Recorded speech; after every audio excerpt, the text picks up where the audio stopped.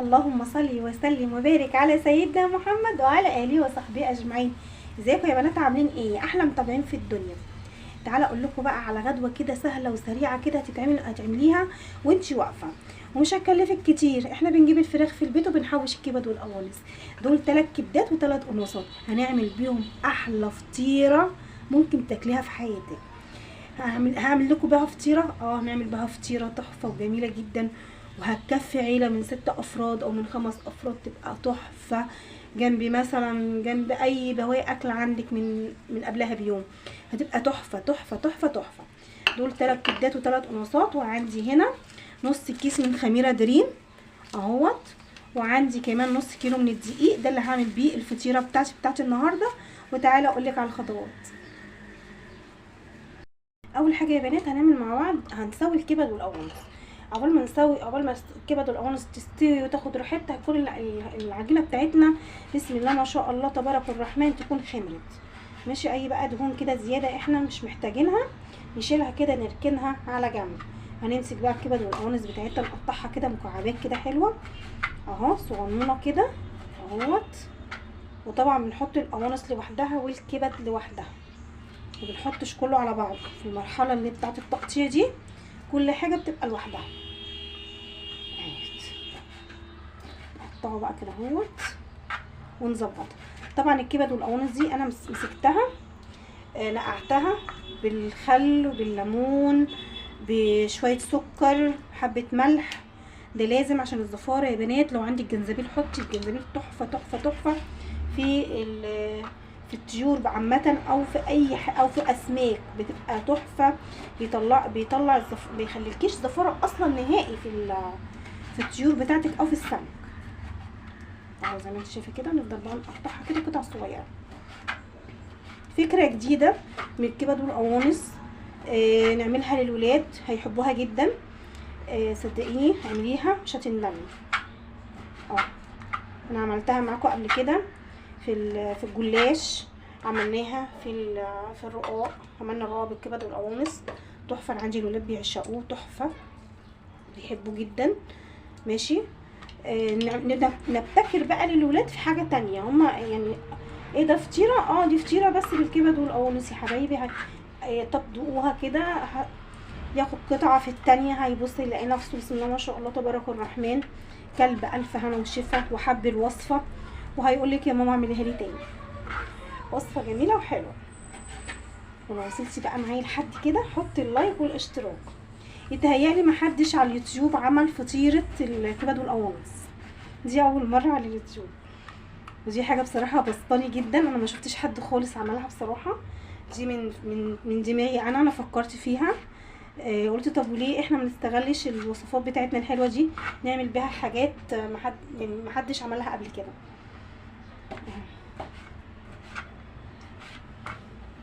ناخد بقى القلوب بتبقى مع القوانص عشان بتبقى يعني اللحم بتاعها بيبقى ناشف زي القوانص اهوت على جنب كده.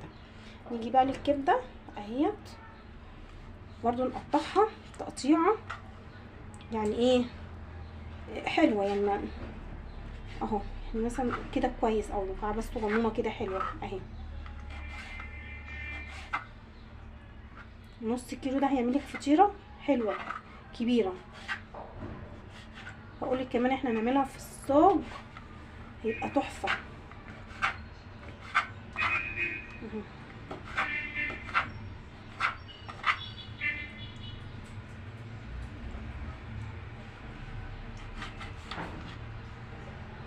طبعا كل الدهون دي هتترمي. نقطع بقى كده وانت بتقطعي بالراحه على الكبده عشان ما تتهريش منك اهو. بسم الله ما شاء الله تبارك الرحمن.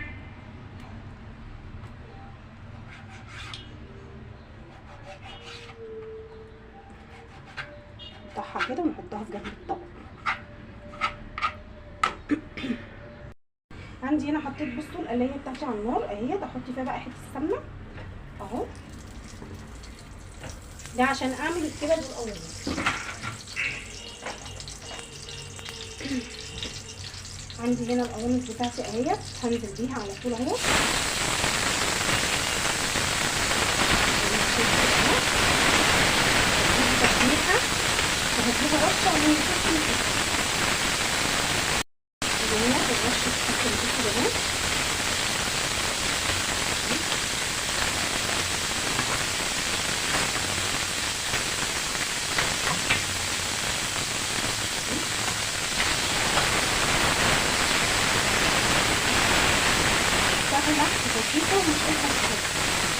كده بالقوانص بتاعتك العاديه خالص اهي، العاديه احنا بنشوحها العاديه اهو زي ما انت شايفه كده اهو. يعني ما شاء الله تبارك الرحمن. احط معاها ايه بقى؟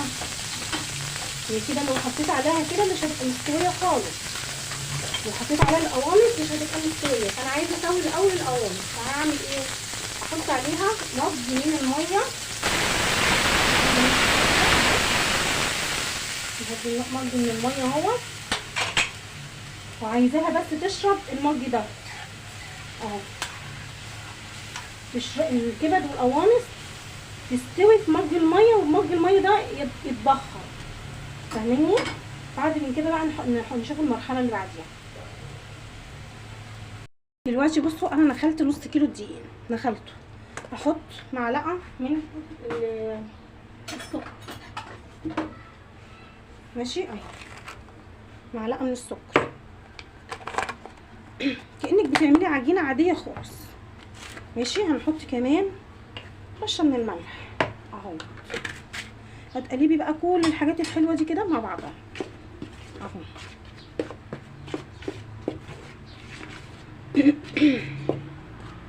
عندي هنا نص كيس خميره دريم كان عندي اهو، هحط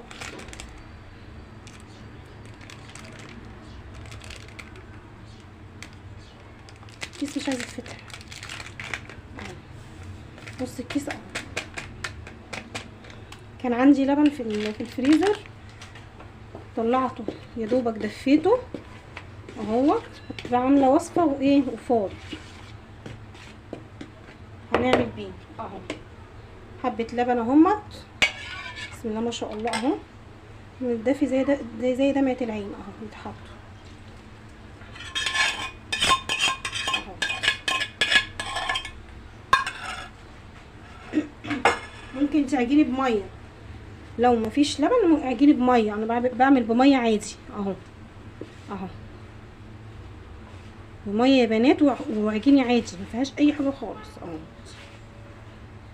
نحط ايه اهو، نكمل بشويه ميه دافيه برضو فتره، وتحطي الميه واحده واحده، ما تحطهاش مره واحده اهو اهو. احنا نحطها في الفرن بتاع البوتاجاز على طول ان شاء الله هكون عملت.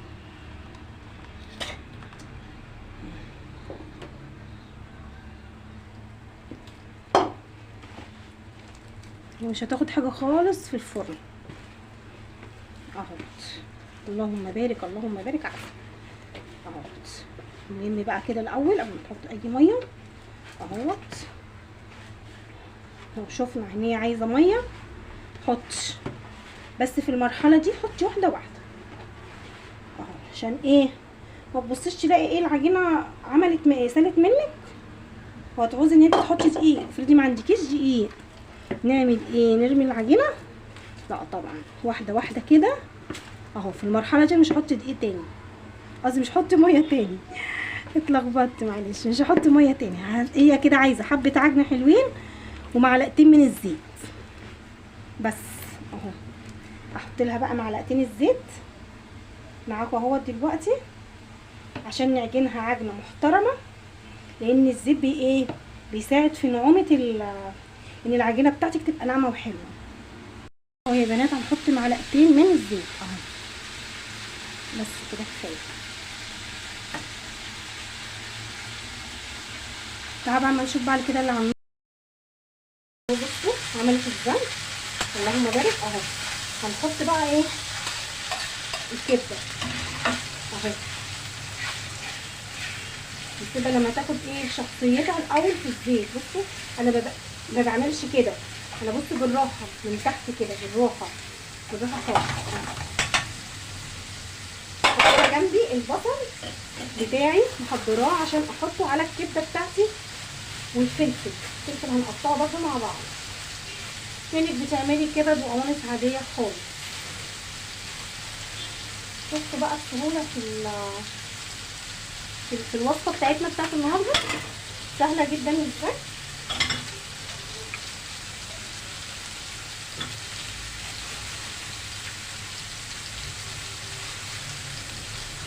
البصل اللي احنا مفضلينه مع بعض اهو يا بنات. تحفه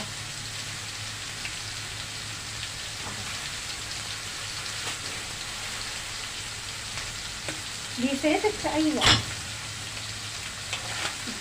كده. بقى نقلب اهو، بصي اهو كده خدت شخصيتها. بصي اهو كده خلاص اهو. انزل ايه بالبصل بتاعي اهو اهو، ننزل كده بالبصل.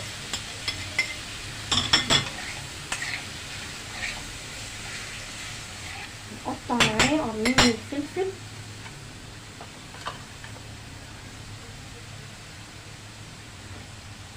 يا بنات قطعت اهو قرنين من الفلفل اهو، فلفل رومي اهو. هنقلب بقى كل الوصفه الحلوه دي كده اهو كده مع بعض اهو. اللهم بارك اللهم بارك اهو.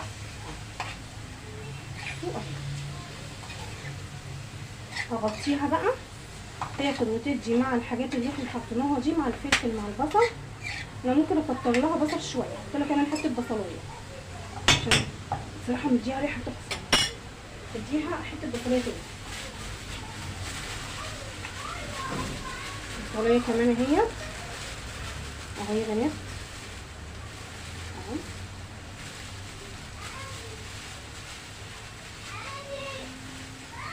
اهو الريحه بقى مش قادره اقول لكم بصراحه، ريحه دمار. هنحط لها بقى شويه فلفل اسود اهو. احط لها كمان شويه كزبره. عندك بقى شويه بهارات بقى اللي هي الفراخ دي احط لها. ما عندكيش استكفي بالفلفل الاسود والكزبره اللي انت حطيتيها. اغطيها بقى بغطا وهدي النار عليها خالص، تاخد وتدي بشكل ودي مع البصل والفلفل. نهدي كده النار ونغطيها بقى بغطا. اهو بصوا اهي العجينه اهي. بصوا الزيت بيعمل ايه، بيعمل عمليه ليونه بسم الله ما شاء الله لايه للعجينه بتاعتنا. بصوا اهي بينعمها اهو يا بنات. بصوا فضلت اعجن فيها لحد ما بقت بصوا بسم الله ما شاء الله جميله ازاي، اللهم بارك اهي. حطيت على وشها نقطه زيت، حبه زيت كده، وغطيتها بكيس وغطيتها بحته قماشه وحطها في الفرن تخمر. ولما تخمر ان شاء الله هنطلعها ونعمل احلى فطيره كبد وقوانص ان شاء الله تستاهل بقى. استنوني ان شاء الله لما تخمر يا بنات. بصوا العجينه اهي بصي خمرت اهي، خمرت اهي بسم الله ما شاء الله اللهم بارك. بصي اهي خمرت. عندي هنا بقى ده الصاج بتاع الفرن. هعمل بقى فيه ايه، هننزل كده بمعلقه كده من الزيت اهيت، وبالفرشه نوزعها اهو. نوزعها كده اهوت في الصاج اهو. هتبقى فطيره حكايه ان شاء الله. هعمل ايه بقى، هاخد نص العجينه، هاخد نص العجينه بتاعتي اهو. دي العجينه بتاعتي اهي كلها. ابص اخد نصها كده والنص التاني ده اركنه هنا. بصي اهو وافردها، افرد الفطيره بتاعتي اهي. افرد اللي هو الجزء اللي فوق ده اهوت. بسم الله الرحمن الرحيم. هوطي بس على حاجه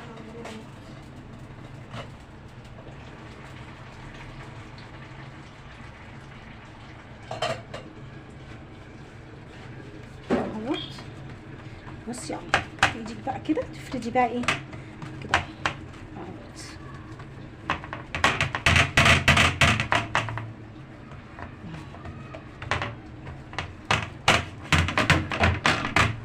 بسم الله ما شاء الله اللهم بارك اهوت.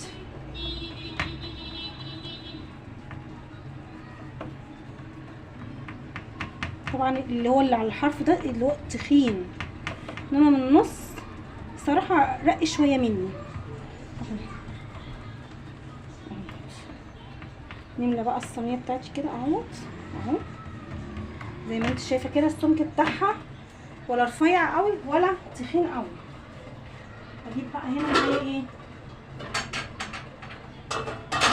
الكبد والقوانص بتاعتي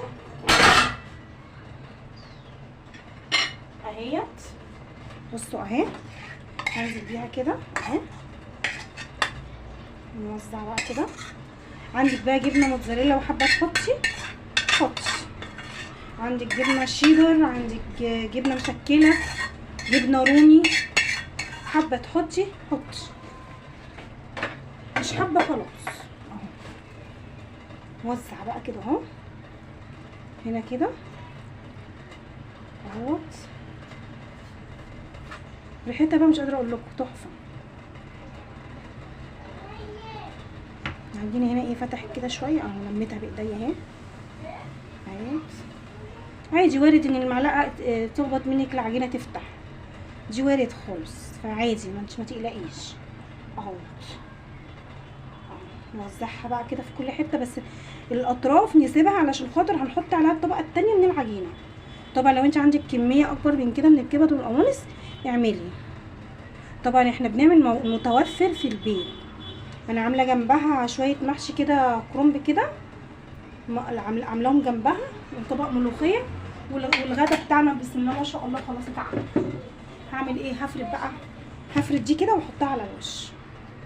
يا بنات فردت الحته اللي هي تبقى من الوش دي، بصوا حطيتها، بصوا اهي. وايه، نقفل بقى كده اهوت اهو، نقفل بقى كده اهوت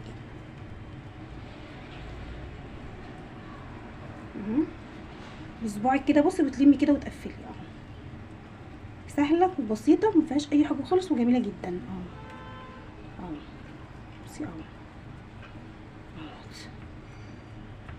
صوابعك بصي اهو، وتغرزيها كده اهو عشان تثبتي ان انتي قفلتيها اهو اهو. برضو نيجي كده من على الحرف من هنا كده اهو، بصي اهوت اهو اهوت اهو. جميله وسهله، بصي ما فيهاش اي حاجه خالص اهو.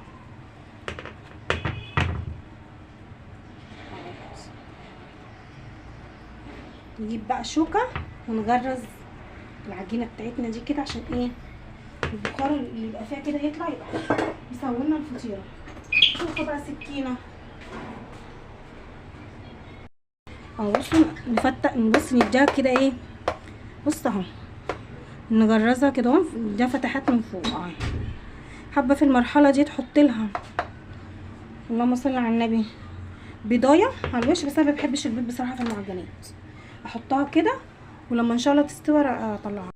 وده كان غدانا يا بنات، عملنا مع بعض فطيره.